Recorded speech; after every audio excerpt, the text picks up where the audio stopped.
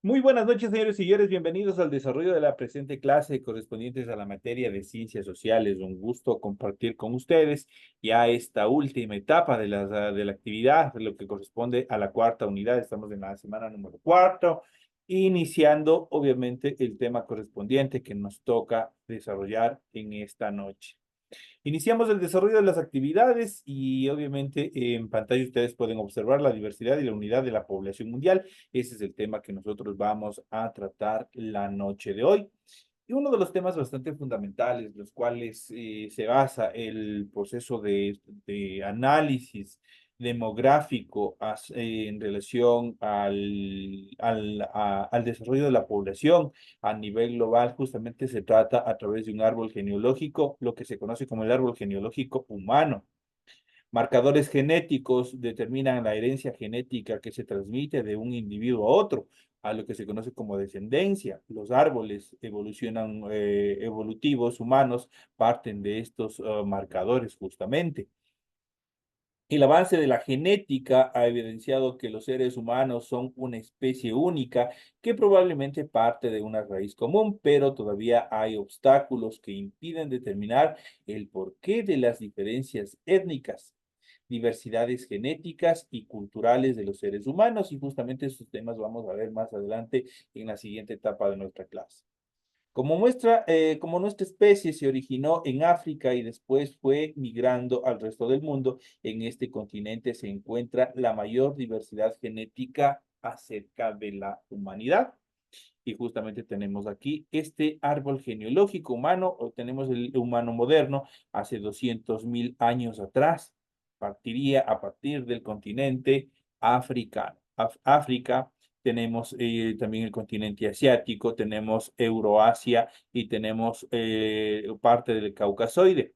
Tenemos también asiático del norte, tenemos el Ártico, amerindio, tenemos asiático del suroeste, islas del Pacífico en cuanto a los lugares. De ahí se diferencian o se disgregan las diferentes especies o las diferentes etnias culturales, por decirlo de una manera más técnica, en función de la humanidad. Pues del africano, obviamente, tenemos el pigmeo, tenemos el bantú, tenemos el mosquimano, tenemos el etíope, tenemos a partir del caucasoide, tenemos también tenemos el berebere, tenemos el asiático del suroeste, el iraní, el europeo y el indio.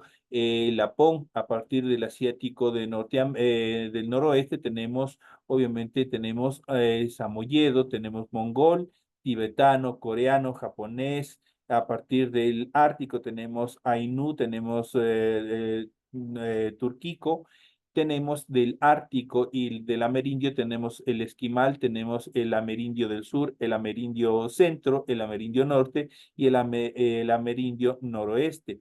A partir de Asia tenemos el asiático del suroeste y de las islas del Pacífico, en el cual tenemos el chino, tenemos el mon Khmer, tenemos el tailandés, el indonesio, el malayo, filipino, polinesio, micronesio, melanesio y tenemos el papú.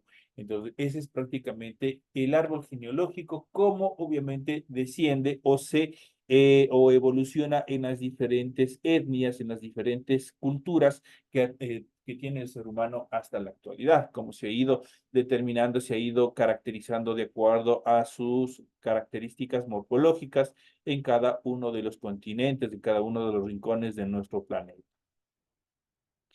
Una de estas características fundamentales es justamente la diversidad cultural. A lo largo de la historia de la humanidad han surgido muchas culturas diversas. Unas han cubierto grandes extensiones y han constituido grandes conglomerados que se llaman civilizaciones. Otras se han centrado en territorios pequeños. Unas han durado pocas décadas, otras han existido por milenios. Unas han realizado notables guerras y conquistas, otras se han mantenido pacíficas. Frecuentemente, sin embargo, las diferencias han sido percibidas por los pueblos como amenazas de unos contra otros. Han surgido recelos que en pocos casos han terminado en guerras. A veces las diversidades no generan respeto mutuo, sino más bien enfrentamientos. El que los otros hablen otro idioma, practiquen otra religión, tengan diferentes costumbres, provoca a veces que surjan tensiones. Así ha pasado, por ejemplo, entre los pueblos dominadores y los indígenas de América. Eso ha sucedido entre cristianos occidentales y árabes islámicos, pero también ha habido puntos de colaboración y coexistencia pacífica, como los esfuerzos que se han hecho para que en los mismos lugares coexistan grupos de diversas culturas y también creencias, pues, especialmente las creencias religiosas, que son parte de un proceso también celoso que tienen los diferentes grupos étnicos, los diferentes grupos culturales de la humanidad. Este es un tema bastante importante, justamente a donde nosotros aplicamos una sola humanidad. Ese sería el objetivo principal de todos los seres humanos, de vivir en una nueva sociedad o en una sociedad donde todos y todas tengamos las mismas oportunidades y también seamos copartícipes de todo lo que tenemos de una forma pacífica. Cuando hablamos de una sola humanidad, hablamos de unirnos, de la coexistencia pacífica de entre los diferentes pueblos, pese a ser diferentes, obviamente tenemos que buscar esa similitud que nos caracteriza como seres humanos. Las culturas del mundo son diversas y sus miembros también, pero todas las personas pertenecen a la especie humana, es decir, que son iguales entre su dignidad y también sus derechos. Así como no hay culturas superiores e inferiores, no hay personas que sean más humanas que otras. Creer que hay personas de raza superior y otras no, solo es peligroso y obviamente también falso. Todos somos iguales, genéticamente todos somos iguales. Las características físicas de los seres humanos, como el tamaño, la forma del pelo, el color de los ojos, de la piel, o sus rasgos culturales, como costumbres, lenguas o religión, no los vuelven absolutamente distintos entre sí. La humanidad es una sola porque todas las personas humanas son parte de una misma especie. Inclusive se ha probado que todos tenemos un mismo grupo de antepasados comunes que evolucionaron hace muchos siglos en el continente africano. Sus descendientes poblaron todo el mundo contra las opiniones de quienes sostienen que entre blancos y negros, por ejemplo, hay diferencias genéticas. Las investigaciones sobre el genoma humano han probado que todas las personas tienen una estructura genética igual, con el mismo número de genes similares. Todas las personas humanas somos básicamente iguales, incluso en el aspecto biológico. Y dentro de estas características, justamente vamos a tratar en la siguiente etapa de nuestra clase. Y vamos a ver justamente el concepto en primera instancia de población. Para tener una conceptualización más determinante, vamos a ver qué es población. Mucho hemos hablado, ustedes habrán escuchado en diferentes medios de comunicación, habrán escuchado en diferentes eventos, justamente cuando hablamos de población. Pero, ¿qué es población? La población se refiere al conjunto de individuos que habitan un determinado espacio geográfico en un momento específico. Este concepto abarca no solo el número total de personas, sino también sus características y distribución dentro de un área definida. El término población se utiliza asimismo en biología para referirse al conjunto de seres vivos de una misma especie que habitan en un área determinada. Tiene una coherencia de igual desde el punto de vista de la biología. La demografía es la ciencia que estudia las poblaciones y se interesa por las personas que habitan en un determinado territorio, es decir, que la considera como un ente colectivo con continuidad en el tiempo, cuyos individuos comparten características y conductas que determinan esa pertenencia. La población se estudia a través de diversas variables e indicadores, como la edad, la identidad de género, la ocupación, el lugar de nacimiento o el estado civil. Para eso los países tienen organismos que se encargan de recabar justamente esa información a través de encuestas, censos y otras herramientas demográficas. Cuando hablamos de demografía, hablamos de población y su densidad, su crecimiento y otros fenómenos que se dan dentro de ella. La información sobre la población les permite a los estados desarrollar y planificar políticas públicas. No solamente es cuestión de realizar un mero censo, sino estos datos, mientras más fidedignos específicos y claros sean, obviamente, a los estados, a los estados les permiten desarrollar políticas públicas en beneficio de cada una de las personas. Por ejemplo, al conocer las características demográficas de una región, los gobiernos pueden diseñar programas y servicios relacionados con los sistemas de salud, de educación y transporte adaptados a las necesidades de la población que vive en cada uno de los lugares. Si nosotros analizamos, por ejemplo, las personas en el campo tienen diferentes necesidades, o necesidades mucho más amplias que las personas que viven en la ciudad, por ejemplo. Entonces, igual en diferentes características como transporte, salud, seguridad y otras características más. La distribución de la población también representa un dato importante en términos demográficos. Las personas eligen vivir en ciertos lugares y no en otros en función de criterios que se relacionan con factores especialmente económicos, políticos, culturales, históricos y también naturales. Asimismo, el crecimiento de la población es materia de interés y estudio. Conocer cómo crece una determinada población en función de la natalidad o la inmigración y cómo crece en función de la mortalidad o la emigración aporta información de gran importancia social.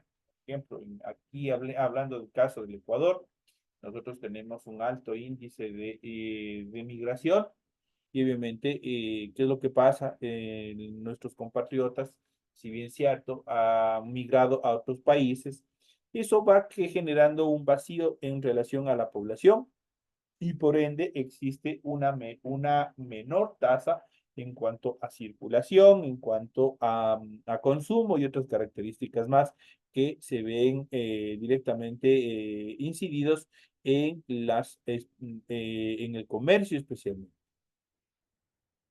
¿Cuáles son las características de las poblaciones? Las principales características de una población son las siguientes. Primero, es la cantidad de personas que viven en un determinado lugar.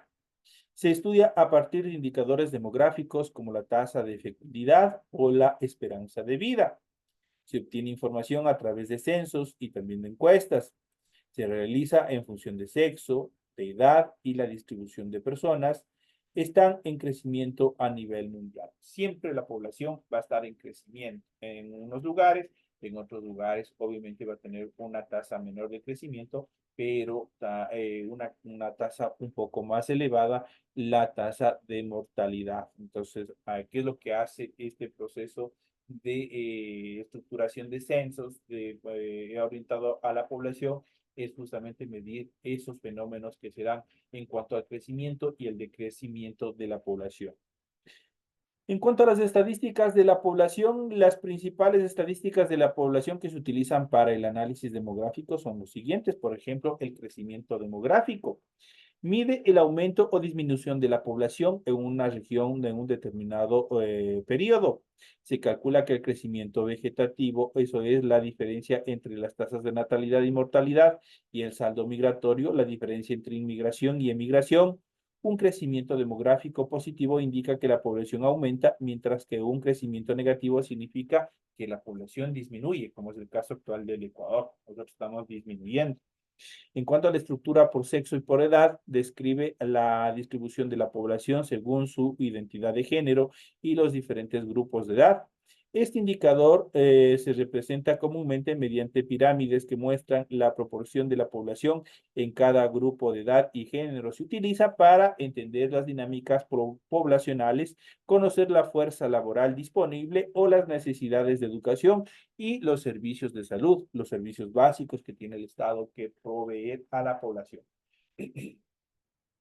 Cuando hablamos de densidad poblacional, la densidad poblacional representa la cantidad de personas que viven en un territorio determinado.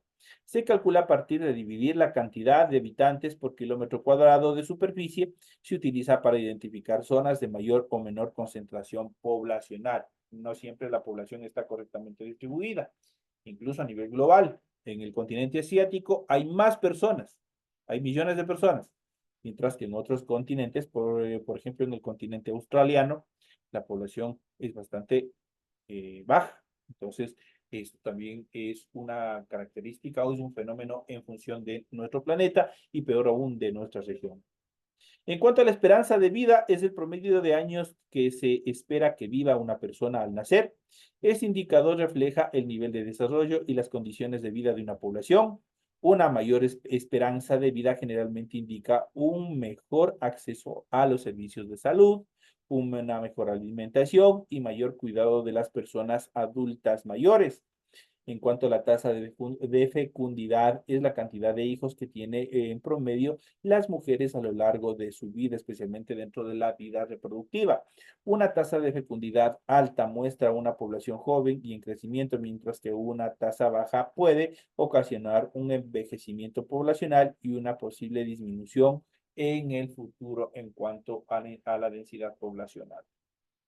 En cuanto a la mortalidad infantil, es un fenómeno bastante alto. Se refiere al número de niños que mueren antes de cumplir un año por cada 1.000 nacidos vivos. Es un indicador crítico de las condiciones de salud y bienestar de una población, así como la cantidad de los servicios de salud disponible. Los países más pobres del mundo suelen tener la más alta tasa de mortalidad, no solamente infantil, sino de la población que se encuentre justamente en etapas de desnutrición. Y obviamente recuerden que una población enferma obviamente es sumamente complicado y representa un gasto para el Estado. En cuanto a la distribución de la población, la manera en que la población se distribuye en el territorio depende principalmente de aspectos económicos. Las áreas con economías dinámicas, mayor oportunidades de trabajo y desarrollo industrial tienden a atraer a más personas. Eso quiere decir que existe una más alta densidad en esos lugares. La historia también es importante, ya que las áreas que han sido grandes centros de comercio, capitales o sitios de relevancia religiosa en general son lugares que en la actualidad siguen atrayendo población. Por el contrario, los conflictos armados o la inestabilidad política de un país pueden llevar a muchas personas que decidan migrar hacia otros lugares más seguros u países. Asimismo, los aspectos naturales son relevantes para la distribución de la población. La mayoría de las zonas más pobladas del planeta son áreas con climas templados, suelos fértiles y recursos hídricos abundantes, ya que estas condiciones favorecen la instalación de ciudades y la práctica de actividades económicas. En contraste, regiones desérticas o montañosas representan condiciones menos favorables para la vida humana y suelen tener menos densidad poblacional. En cuanto a las estimaciones sobre la población mundial, es importante que tener en cuenta justamente estos datos o a qué representan estas características. Algunas proyecciones estiman que la población mundial alcanza los 8.500 millones de personas en 2030, los 9.700 millones en el 2050 y los 10.400 millones en el 2100. Esto es una proyección. Cuando hablamos de proyecciones, hablamos como de hacernos planes al futuro. Esa es una proyección. En estadística, las proyecciones que nos hacen es más o menos realizar un posible cálculo de algo que puede suceder en el futuro. Entonces, aquí tienen hasta el año 2100 un aproximado de cuántas personas pueden vivir. Estas estimaciones se basan principalmente en el hecho de que la tasa de fecundidad es cada vez más baja en casi todos los países del mundo y que la esperanza de vida promedio está en aumento. África es el continente con la tasa de crecimiento demográfico más alta del planeta, por lo que se estima un rápido aumento de su población en las próximas décadas. También se espera que algunos de los países más pobres de América y Asia contribuyan al incremento de la población durante el próximo siglo. Por el contrario, la tasa de fecundidad de la mayoría de los países europeos es muy baja desde hace varias décadas y se espera que esta tendencia se intensifique en el futuro. Incluso existan países que experimenten desde hace algunos años una significativa reducción de su población. En Japón, por ejemplo, se estima que la población va a disminuir unos 600.000 habitantes por año. Entonces son tasas bastante negativas datos bastante informativos, datos negativos en cuanto a la demografía de la población en determinados sectores. Esto en cuanto a la población, cómo nosotros podemos calcular y cuáles son las predicciones que dan. Pero también tenemos otro tema bastante importante que habíamos estado hablando en cuanto a la diversidad cultural. ¿Qué es la diversidad cultural? También es parte del tema que nosotros hemos estado analizando en el desarrollo de la presente clase. Y vamos a ver qué es la diversidad cultural. Nosotros seremos diversos en función de la cultura. Nosotros, al menos aquí en la sierra, nosotros tenemos diferentes tipos de culturas, tenemos diferentes pueblos y nacionalidades que tienen su propia identidad cultural y vamos a ver justamente en qué consiste, qué es la diversidad cultural. La diversidad cultural es la variedad y coexistencia de diferentes culturas dentro de una sociedad, una religión o el mundo entero. Incluye diversidad de lenguas, tradiciones, costumbres, religiones, arte, gastronomía. Nuestro país es diverso gastronómico y tenemos una amplia variedad de gastronomía a nivel nacional. Cada uno de los lugares, cada uno de los sectores tiene un plato representativo. Tiene, por ejemplo, las papas con cuero, las habas con queso, los cuyes, el hornado, la fritada, en la costa el encebollado, diferentes tipos de ceviches de mariscos, arroz marinero. En el oriente tenemos igual diferentes tipos gastronómicos, la tilapia que se ha expandido ya no solo en el oriente, sino a nivel de las tres regiones de nuestro país, y así una serie de diversidad gastronómica que tenemos en el Ecuador. Si tenemos diversidad gastronómica, también tenemos diversidad de lenguas, diversidad de tradiciones, costumbres, religiones y otras características más. Elementos que diferencian a los diversos grupos culturales. Cada uno representa su propia identidad. El concepto de diversidad cultural surgió en el marco de la lucha de los diferentes movimientos de derechos civiles en contra de la opresión, la discriminación racial y la marginación cultural impuesta por sistemas coloniales y racistas. Hoy en día constituye un valor fundamental porque promueve la igualdad, el respeto mutuo y también la inclusión en sociedades cada vez más globalizadas e interconectadas. En la actualidad, la diversidad cultural es defendida por el derecho internacional a través de la Declaración Universal sobre la Diversidad Cultural y la UNESCO y la Convención sobre la Protección y Promoción de la Diversidad de las Expresiones Culturales, que establecen las normas y principios para su reconocimiento y defensa a nivel global. Es importante este proceso. Pero, ¿qué es la cultura? Vamos a ver qué es la cultura. Aquí tenemos en este cliché, vamos a ver qué es la cultura. La cultura es el conjunto de conocimientos, creencias, tradiciones y normas de un grupo determinado. Ojo, entonces ya sabemos qué es la cultura. La cultura es el conjunto de conocimientos, lo que nosotros conocemos, con lo que nosotros hemos nacido. ¿Cuáles son nuestros conocimientos en relación a gastronomía? Qué hacemos en Navidad, qué hacemos en Carnaval, qué hacemos en el Día de los Difuntos. Eso es conocimientos. Creencias, diferentes leyendas de diversas índoles, también en diferentes épocas. Tradiciones culturales, tradiciones de juegos. Nosotros aquí en el Ecuador tenemos diferentes tradiciones. Tenemos, por ejemplo, en la costa, tenemos el rodeo Montubio, el palo encebado, acá en la serranía. De igual manera, tenemos una serie de eventos que también se desarrollan.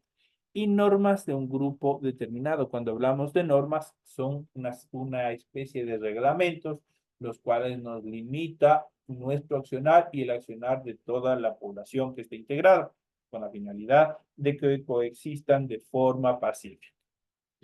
¿Qué elementos forman parte de la cultura? Algunos de los principales elementos que forman una cultura son el lenguaje, los valores, las costumbres, los ritos, las normas, los símbolos y las creencias. Eso es la base de la cultura, sobre los elementos fundamentales de lo que es la cultura. En cuanto a la importancia de la diversidad cultural, ¿Qué piensan ustedes? ¿Será importante? Es demasiado importante para el desarrollo de cada uno de los pueblos y el crecimiento de las poblaciones y de cada uno de los seres humanos que la conforman. La diversidad cultural es un valor fundamental en la construcción de un futuro pacífico para la humanidad. Promueve el entendimiento intercultural y la tolerancia, lo que conduce o lo que reduce los conflictos basados en prejuicios y también estereotipos. El valor y al valor y proteger la diversidad cultural, las sociedades pueden construir un futuro más inclusivo y equitativo, donde los individuos tengan la oportunidad de prosperar en un entorno que celebra y respeta sus identidades culturales. Por otro lado, la diversidad cultural enriquece la experiencia humana al conocer una amplia gama de perspectivas, conocimientos y prácticas. De esta manera se presenta y se transmite tradiciones únicas que reflejan la historia y la identidad de diferentes grupos étnicos y también comunidades. Es fundamental. Si es que existe esa transición de conocimientos, de valores, de todas las características en la cual obviamente se establece la diversidad cultural de generación a generación, obviamente estamos transmitiendo esa prolongación, o estamos permitiendo la prolongación de una serie de eventos y conocimientos que nuestros padres, nuestros abuelos, nuestros tatarabuelos nos han transmitido de generación a generación, especialmente sus conocimientos, sus saberes, sus historias y una serie de cosas más que son hermosas dentro de la diversidad cultural. En cuanto a los tipos de diversidad cultural, aquí vamos a ver cuáles son los tipos de diversidad cultural. Aquí en esta imagen nosotros podemos ver justamente una unión entre diferentes culturas, cómo están compartiendo el hecho de que obviamente interactúen unos con otros. Eso significa que obviamente van a intercalar, van a intercambiar saberes entre culturas y eso es importante para fortalecer la diversidad, la comunicación y sobre todo la resiliencia y el respeto entre las diferentes culturas. La diversidad cultural abarca una amplia variedad de aspectos que reflejan las diferencias entre diferentes grupos humanos. Algunos de los tipos principales de diversidad cultural son las siguientes. Por ejemplo, la diversidad lingüística consiste en la convivencia de distintas lenguas o dialectos. Y nosotros en el Ecuador, cuando hablamos de un país plurinacional, cada nacionalidad indígena, especialmente nuestros pueblos ancestrales, tienen su propio estereotipo, su propia forma de lengua o dialecto. Entonces, eso los hace únicos y diferentes en cuanto a la diversidad lingüística. La diversidad religiosa, ahí nos involucramos a todos, implica la práctica de distintas religiones, sistemas de creencias o tradiciones espirituales. Tenemos un país laico, tenemos un país libre, en el cual cada uno puede profesar la religión o la práctica religiosa que así lo desea. La diversidad étnica se trata de las variaciones o de las variaciones de la ascendencia, el origen étnico y las características físicas de las personas que conforman una comunidad o una sociedad. Ahí tenemos aquí un poco más claro en cuanto a la diversidad cultural y sus diferentes etapas. En cuanto a ejemplos de diversidad cultural, y aquí vamos a tomar diversidades culturales de otros países y también de un país latinoamericano, un país hermano como es México.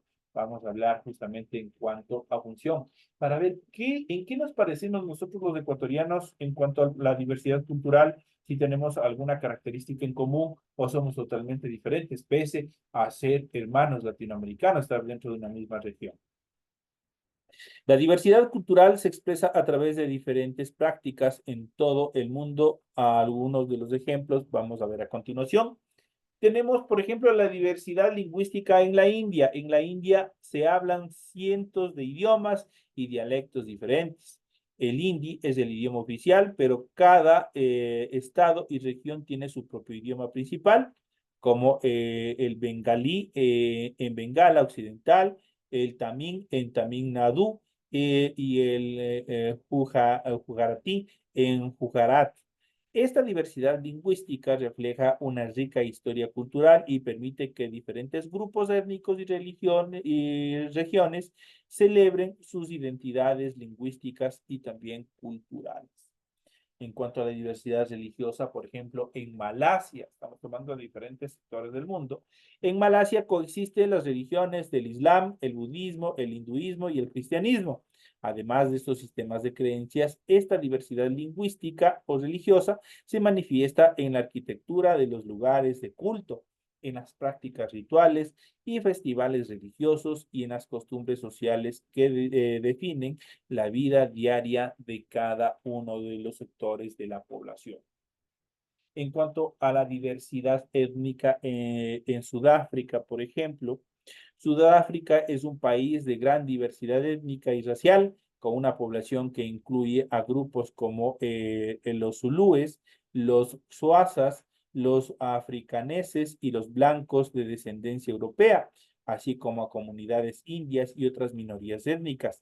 Esta diversidad ha modelado la historia y la cultura de esta región, de este país, incluyendo en su política, su arte y sus tradiciones.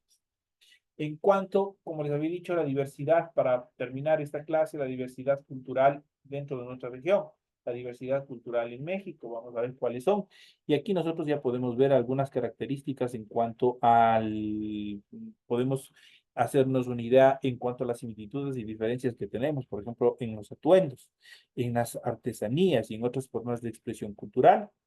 Por ejemplo, México es uno de los países con mayor diversidad cultural en su territorio, integra poblaciones que hablan más de 65 dialectos o lenguas diferentes, distribuidos en más de 25 regiones culturales. La nación mexicana abarca 68 pueblos de distintos orígenes étnicos.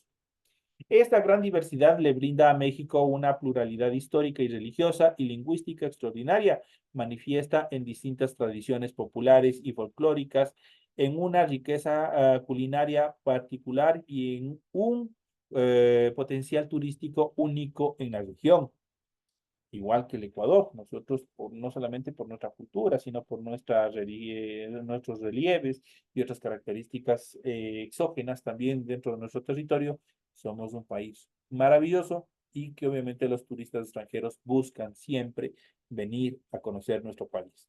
En el año de 1992, a través de un decreto de Estado, se reconoce de manera oficial el carácter pluricultural de la nación y a los diversos pueblos indígenas que habitan en ella. En el 2001, México suscribió la Declaración Universal sobre la Diversidad Cultural de la UNESCO. Luego, la Constitución mexicana fue reformada e integró el reconocimiento formal de la naturaleza multicultural del Estado mexicano. Lo mismo sucede con la parte jurídica en nuestro país, nuestra Constitución reconocen a los pueblos, a las culturas, sobre todo a la multiculturalidad y está establecida en nuestra Constitución y obviamente de esa manera, obviamente reconoce también tratados y determinados legislación de carácter general, obviamente en nuestra Constitución, lo que permite reconocer las diferencias étnicas y establecer diferentes políticas de preservación y conservación también de nuestros pueblos y nacionalidades, de sus dialectos, de su diversidad cultural, de su diversidad gastronómica y otros aspectos importantes que nos hacen un país único y diferente, obviamente con amplios deseos de la población extranjera de visitar y conocer las culturas y costumbres que tenemos en cada una de las regiones. Señores y señores, de esta manera llegamos ya a la parte final del desarrollo de la presente clase. Ha sido un gusto haber compartido con ustedes. Les recuerdo que me imagino que a partir del día de mañana ya inician a dar las pruebas, así que por favor sigan estudiando en lo que corresponde a la unidad número 4. Todos los temas que vamos viendo, vamos analizando, son los que van hacia los exámenes. Así que les deseo suerte y nos estaremos viendo en la próxima hora correspondiente a ciencias naturales. Que sigamos en el desarrollo académico.